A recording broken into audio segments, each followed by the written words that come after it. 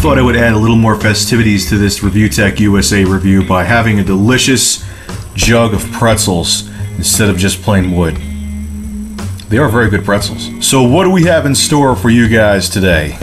Well, it's a console. It's not obscure. And you could get it for probably, if you walk up and down a major highway and pick up pennies the whole day, you could probably pick up one in very good condition because no one wants them anymore, which is kind of a shame because it's really not a bad console.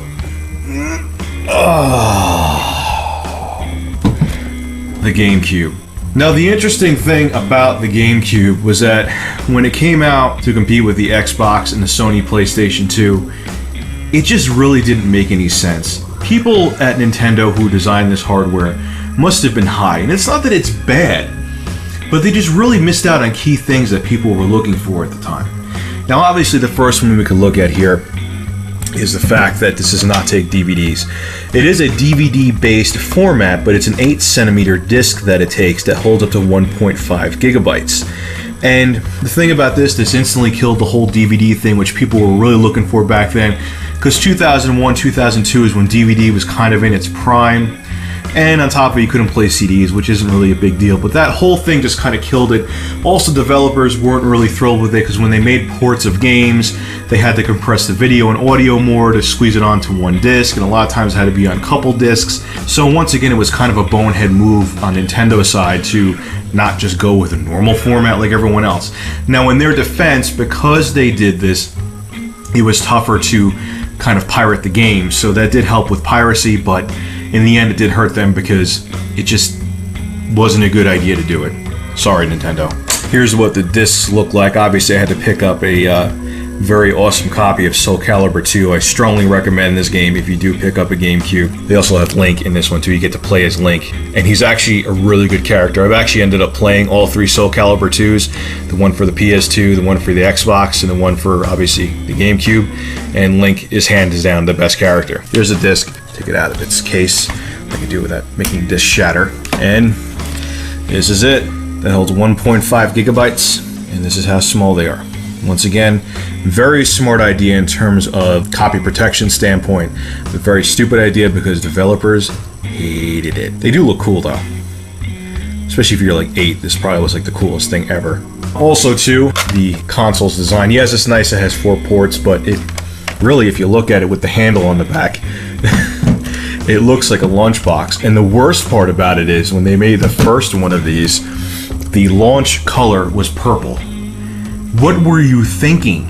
With all these things going against it, it really ended up becoming a kid's console. And children, nowadays, it kind of flipped. Back in the day, kids were the big consumer market for games. Ever since the original PlayStation, adults have become the bigger market for games. So they really kind of hurt themselves before they even came out with the console. The other thing about it too, if you look under here, it was online capable, but they only had one game. One game, or I'm sorry, maybe 2. The only one I know off the top of my head was Phantasy Star Online. That was online capable, and that was really it.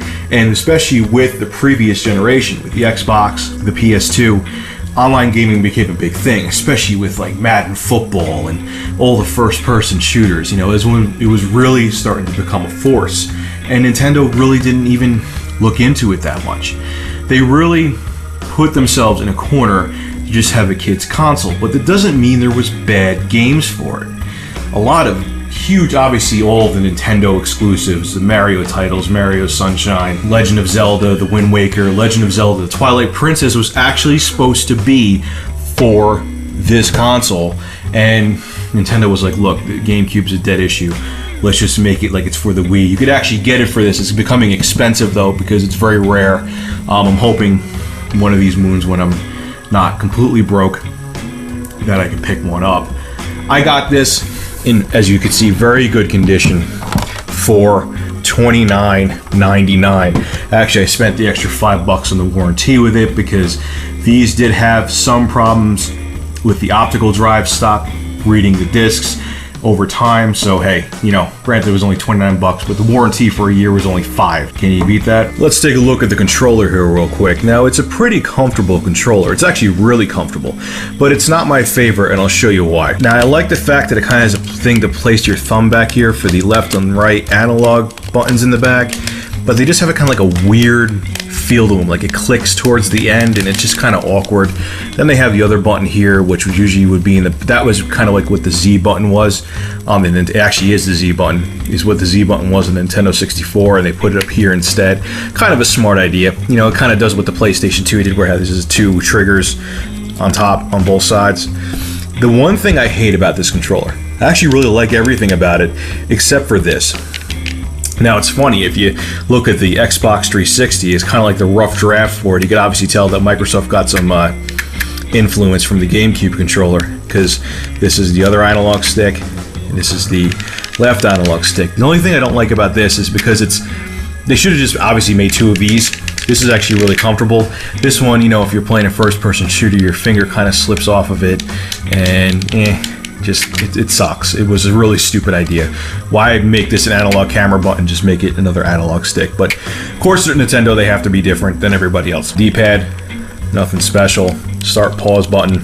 Got rid of the select button on this one. Actually, I got rid of on the 64 too, now I think of it. And that's really it. On the front, have 2 places to put memory cards.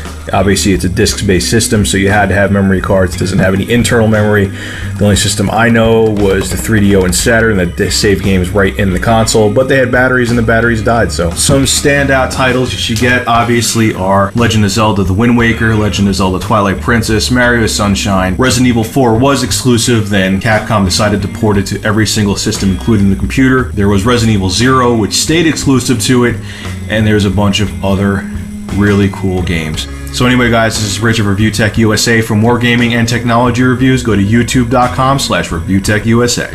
Thank you for watching. Alright, now I'm going to play some POW on my GameCube. Let's see where this thing goes. No, it doesn't go in there. The hell is the Nintendo slot? Are you kidding me?